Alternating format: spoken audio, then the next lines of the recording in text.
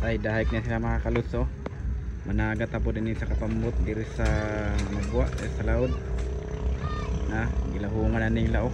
Mandahikin sila mga kaluso.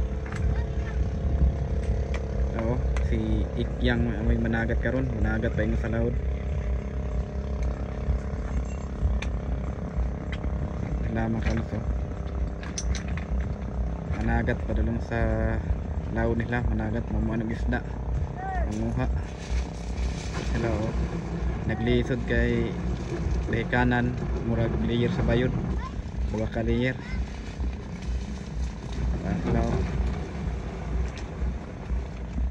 Ito naglisod sila mga kalo, managat na sila, maningkamot na po sa laod, mga isda maningkamot na po sila. Ito na oh. Grabe, nag-relax kay kapoy siguro ni.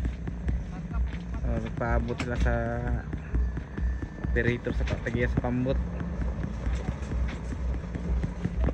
Ito na mga kalos oh. Mauna to sila, managat na. So amping na lang sa laod nga managatay istisip. So God bless you.